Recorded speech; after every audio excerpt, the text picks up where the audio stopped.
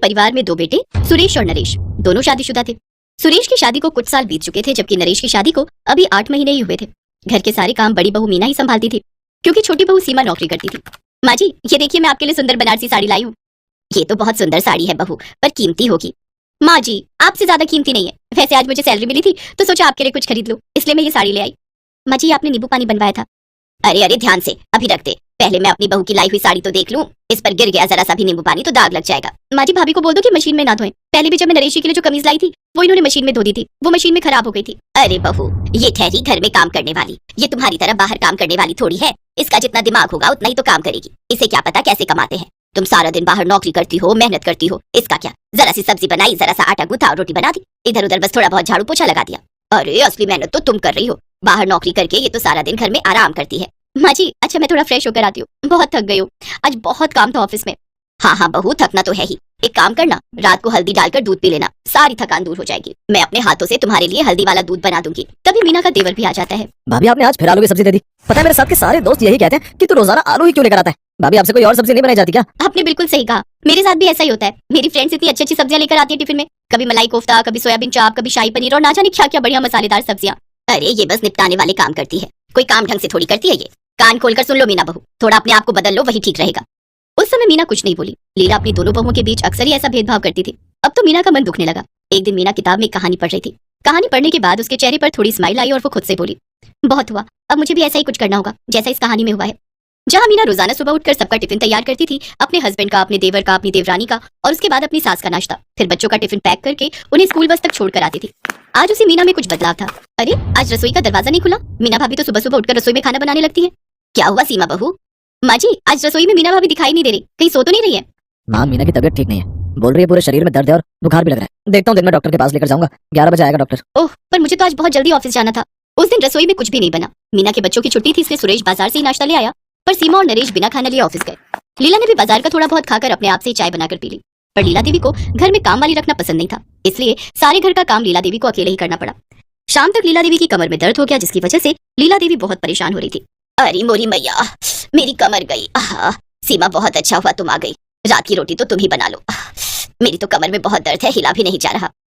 पर माँ जी, मेरे में तो बिल्कुल हिम्मत नहीं है रसोई में काम करने की। एक काम करती हूँ, मैं बाजार से खाना ऑर्डर कर देती हूँ। सीमा, आज सुबह भी बाजार का नाश्ता खाया था, दोपहर को भी बच्चों को मैंने ब्रेड, मक्खन और जैम लगा कर दे दिया। रात को रोटी घर पर ही बना लो, बाजार का खाना कोई भी नहीं खा पाएगा। और माँ की तबीयत भी ठीक नहीं रहती। और एक काम और कर दो, मीना की तबीयत खराब है, डॉक्टर ने उसे हल्का खाना बोला है। मीना के लिए खिचड़ी बना देना। मैं अकेली थोड़ी इतना करूंगी माँ जी, आपको थोड़ा हिलना पड़ेगा। मैं अकेले इतना काम नहीं कर सकती, आप जानते हो मैं ऑफिस का भी काम करती हूँ। हाँ हाँ, मैं कोशिश करती हूँ, रुको आ रही हूँ। इधर दोनों सास बहू रसोई में काम कर रही थी, उधर मीना बीमार होने का नाटक करके आराम से बिस्तर पर लेटी हुई थी। मीना, कैसी तबीयत लग रही है? डॉक्टर ने बोला था कि बुखार तो नहीं है, वैसे तुम्हें कमजोरी होगी, चिंता मत करो, 1-2 दिन में तुम ठीक हो जाओगी। हाँ हाँ, वो तो मुझे होना ही है, बस 2-3 दिन की बात है।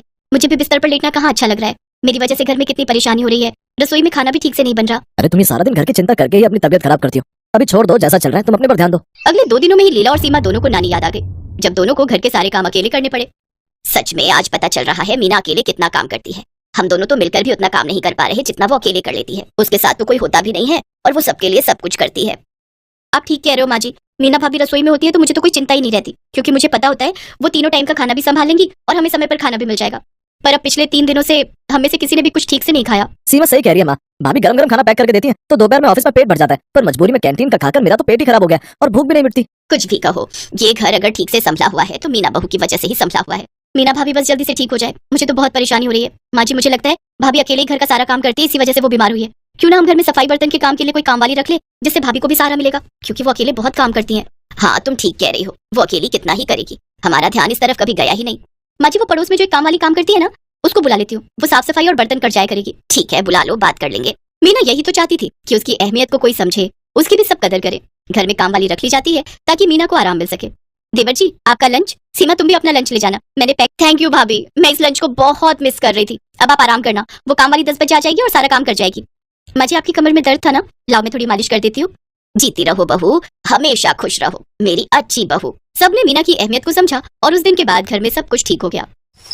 रात का समय था, घड़ी में 10:30 बज रहे थे। नंदा अपनी बिस्तर पर बैठी हुई थी, तभी उसे कुछ आहट सुनाई पड़ी। एक साया उसके कमरे में प्रवेश करता है। उसके कदमों की आहट से वो एकदम से चौंक गई। कौन है? उसकी बातों को सुनकर अंदर आए शख्स ने बच्चे की तरह बोलते हुए कहा, अले तुम हमको नहीं पहचानती, हम हैं तुम्हारे पति गुड्डू। मेरे पति?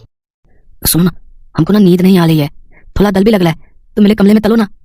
ये कहकर वो नंदा का हाथ पकड़ लेता है और उसे खींच कर ले जाने लगता है। अरे कौन है आप? ये क्या बदतमीजी है? छोड़िए मेरा हाथ, छोड़िए नहीं तो मैं चिल्लाकर अपने पति को बुलाऊंगी। अरे मैं ही तुम्हारा पति हूँ, तुम कितने बुलाने की बात कर रही हो? तलो ना मेरे कमरे में। शादी के बाद तो पत्नी पति के कमरे में रहती है ना, पर तुम तो कभी मेरे कमरे में आई नहीं। ये कहकर गुड्डू फिर से नंदा का हाथ पकड़ता है। इस बार नंदा को गुस्सा आ जाता है और वो गुड्डू को जोर का थप्पड़ मार देती है। आपको बात समझ में नहीं आती है? अरे मैं अंधी हूँ तो क्या हुआ, कोई मेरा फायदा नहीं उठा सकता। नंदा के थप्पड़ की मार से गुड्डू किसी छोटे बच्चे की तरह जोर जोर से रोने लगता है। मार दिया, मुझे मार दिया, मेरी पत्नी ने मुझे मार दिया। गुड्डू के रोने की आवाज सुनकर घर की नौकरानी पुष्पा दौड़ी हुई नंदा के कमरे में आती है। अरे क्या हुआ गुड्डू बाबा, आप क्यों रो रहे हैं? गुड्डू ने पुष्पा की बात का कोई जवाब नहीं दिया और वो उसी तरह जोर जोर से रोता रहा। उसे इस तरह रोता देखकर पुष्पा ने नंदा से पूछा, क्या हुआ बहुरानी, गुड्डू बाबा क्यों रो रहे हैं? आप दोनों में किसी बात को लेकर झगड़ा हुआ क्या? देखिए बहुरानी, पति पत्नी में तो नोकझोंक होती रहती है, इसका ये मतलब नहीं कि पत्नी अपने पति को रुला दे। ये आप क्या कह रही हैं? ये मेरे पति है। हाँ यही तो आपके पति हैं जिससे 6 महीने पहले आपकी शादी हुई है। देखो देखो तुम झूठ मत बोलो, ये मेरे पति नहीं है। अरे बहुरानी, मैं क्यों आपसे झूठ बोलूंगी? यही आपके पति हैं। नहीं मैं नहीं मानती, ये मेरे पति नहीं है। भगवान ने मेरी आंखें छीन ली है तो क्या हुआ, मन की आंखों से मैं सब कुछ देख सकती हूँ। ये मेरे पति नहीं है। ठीक है बहुरानी, आप मेरी बात मत मानिए, अपने पति की बात भी मत मानिए, लेकिन अपने सास ससुर की बात तो मानेंगी ना आप। एक सप्ताह बाद जब वो शादी से लौट कर आएंगे तब उनसे ही पूछ लीजिएगा कि सच्चाई क्या है। नंदा के साथ ही क्या हो रहा था? वो किसे अपना पति कह रही थी और ये गुड्डू कौन है जो कह रहा है कि वो उसका पति है? इस बात को जानने के लिए कुछ महीने पहले जाना पड़ेगा। नंदा बहुत ही गरीब घर की अंधी लड़की थी। नंदा के पिता गोपी एक मामूली मजदूर थे और उसकी माँ विमला दूसरों के घर पर झाड़ू पोछे का काम करती थी। एक तो गरीबी की मार, ऊपर से घर में जवान अंधी लड़की। गोपी और विमला इसी चिंता में घुले जा रहे थे।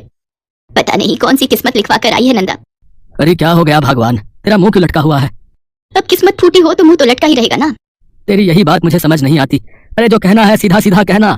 अपने पति की बात पर विमला ने उदासी भरी दृष्टि से गोपी की ओर देखा और कहा, वहां भी बात नहीं बनी जी, उन लोगों ने भी नंदा से शादी के लिए मना कर दिया। ठीक ही तो है, मुझे तो वो बिल्कुल पसंद नहीं था। अरे हमारी नंदा 21 साल की है और वो 50 का था। अजी मर्दों की उम्र नहीं देखी जाती, और आपको पता है ना हमारे पास कोई चारा भी तो नहीं है। अब अंधी लड़की से कौन शादी करना चाहेगा? तुम्हारी बात तो ठीक है, लेकिन नंदा है तो हमारी बेटी ही, अंधी है तो क्या हुआ, हम उसे कुएं में तो नहीं डाल सकते। गोपी की बात सच थी, लेकिन ये भी एक बड़ा सच था कि अंधी लड़की से कोई ठीक ठाक आदमी तो शादी करने से रहा। एक दिन की बात है, विमला जिस मेम साहब के यहाँ काम करती थी उसके कोई दूर के रिश्तेदार विमला की मालकिन के घर आए हुए थे। विमला जब उन्हें चाय दे रही थी तो उसने उनकी बात सुनी। अरे हम तो थक गए, गुड्डू के लिए कोई लड़की मिलती ही नहीं है। तुम्हें तो पता है ना, हमें 1 रुपया नहीं चाहिए, बस लड़की चाहिए। चाहे वो लंगड़ी लूली अंधी कुछ भी हो, उससे हमें फर्क नहीं पड़ता, बस लड़की चाहिए। आपका कहना तो सही है भैया, लेकिन मैं भी परेशान हो गई गुड्डू के लिए लड़की ढूंढ ढूंढ कर, मिलती ही नहीं। उन लोगों की बातें सुनकर विमला को अपनी बेटी नंदा के लिए उम्मीद की किरण दिखाई दी, लेकिन चाहकर भी उसकी हिम्मत नहीं हुई कि वो अपनी मालकिन से अपनी बेटी के रिश्ते की बात करे। अरे भला नौकर की बेटी मालकिन से ब्याही जाए, ऐसा समाज तो नहीं है अभी हमारा। उस रात उसने अपने पति से ये बात बताई तो। अरे बिमला तू भी ना जरा समझा कर, जरूर उसके बेटे में कोई खोट होगा, तभी तो वो लंगड़ी लूली कोई भी ढूंढ रहा है। आप भी ना हर बात पर शक करते हैं। मैं तो इतना जानती हूँ कि बड़े लोगों में, अमीर लोगों में ना तो कोई कमी होती है और ना ही कोई खोट होता है।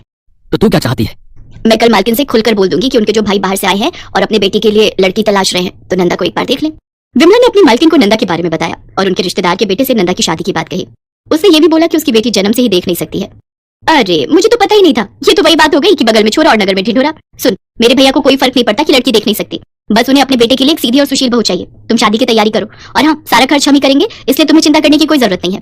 गोपी और विमला को इस बात का जरा भी इल्म नहीं था कि जिस बात को लेकर वे लोग इतना परेशान रहते थे वो परेशानी एक ही झटके में खत्म हो जाएगी। नंदा की शादी रोशनलाल के बेटे गुड्डू से धूमधाम से हो गई। शादी इतनी आलीशान थी कि विमला और गोपी तो बस आंखें फाड़े हर कुछ निहार रहे थे। सच कहूँ बिमला, मुझे नहीं पता था कि हमारी नंदा इतनी अच्छी किस्मत लेकर आई है।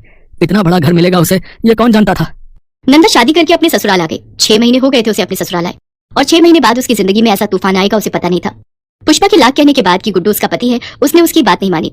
एक सप्ताह बाद की बात है, रात का समय था, तभी नंदा के कमरे में किसी के आने की आहट हुई। अरे आप आ गए, आप कहाँ चले गए थे? उस शख्स ने नंदा को गले लगाते हुए कहा। अरे कुछ काम था। नंदा भी उसके गले से लिपट गई। जानते हैं 4 दिन पहले कोई मेरे कमरे में घुसाया था, वो कह रहा था कि वो मेरा पति है। नंदा उस शख्स से बात कर रही थी, तभी पुष्पा नंदा के कमरे में आई और उसने देखा कि नंदा अपने ससुर की बाहों में है। मालिक आप? पुष्पा तुम? अरे वो जरा बहू से कुछ बात करनी थी, इसीलिए मैं यहाँ आया था। बहू? वो शख्स रोशनलाल था, नंदा का ससुर। असल में रोशनलाल का बेटा गुड्डू मंदबुद्धि था। रोशनलाल काफी पैसे वाला था, लेकिन उसकी पैसे और प्रॉपर्टी उसके बाद कौन संभालता, क्योंकि उसका बेटा तो दिमाग से पैदल था। रोशनलाल ने उसकी शादी करने की बहुत कोशिश की, लेकिन वो हो नहीं सकी। इस बीच नंदा की माँ से रोशनलाल की मुलाकात हुई और नंदा की शादी गुड्डू से हो गई। मालती, गुड्डू की शादी तो हमने कर दी, लेकिन हम जानते हैं कि गुड्डू हमारा वंश नहीं चला पाएगा। हमारी इतनी संपत्ति हमारे बाद बर्बाद ना हो जाए, इसलिए हमें ही इसे संभालने वाला लाना होगा।